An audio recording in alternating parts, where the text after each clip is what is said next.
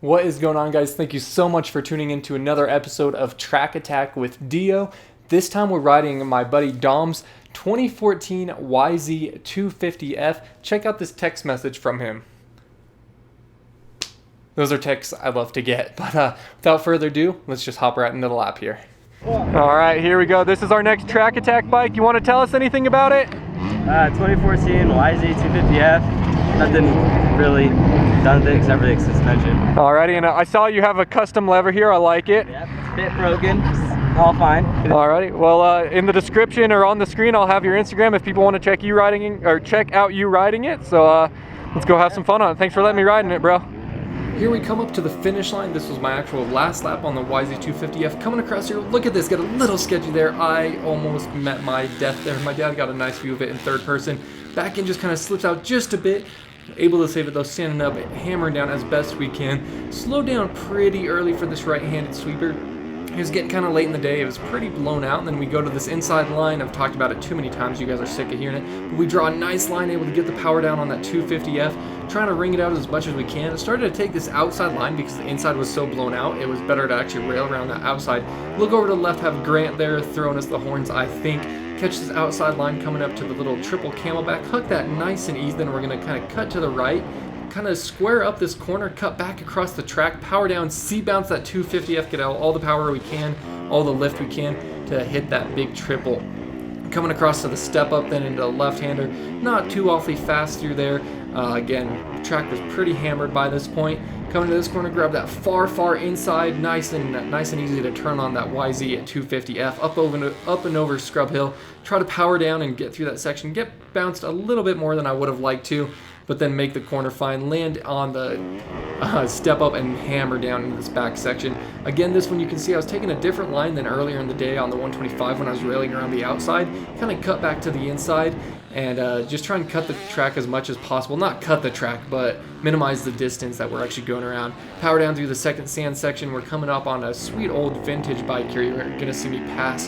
So we come flying up to the ski jump, kind of launch that away, stay on the outside, try and stay on the power up and around this corner instead of letting off like I did on the 125. Nice line through here, check that out. That was very smooth, able to hold on that power. We take again another outside since this is the 250F. We want to get as much speed as we can to try and huck this whole camelback.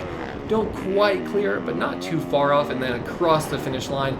Let's check that out in third person, up and across, and then throw a whip for the kids here, and that's your lap on the YZ250F. So there you guys have it on that YZ. That thing, it was kind of weird to rev out. I didn't really like how it sounded. I talked to Dom about it. I guess it's just kind of the stock exhaust on it. I didn't like the feel of ringing that bike out, and plus the track was pretty haggard by the time I took that bike out, but it was a lot of fun. I felt pretty comfortable. That's kind of not saying much. I feel comfortable on most of the bikes I ride, to be honest, besides that 16 CRF 450, but good time on it. I don't really have anything else to say. Dom, thank you so much for letting me ride your Yamaha. I'm glad I didn't wad it up. I had a close call you guys saw on D with DeeO where I actually almost hit a lapper.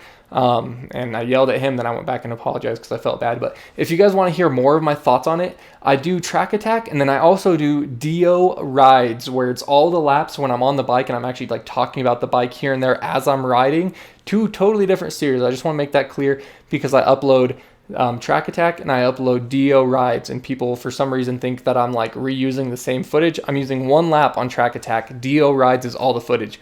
Whatever though, let's move up to the board. Alright guys, I took too much time talking about Track Attack and DeeO Rides. Let's move right into the board. I have the numbers here, and the 14 YZ250F is coming in right between the 12 CRF 250 and the 16 CRF 450. So first, second, third, fourth, fifth place currently with a 150.13. So just slightly slower than the CRF 250F, or CRF 250, which was on a wet track condition.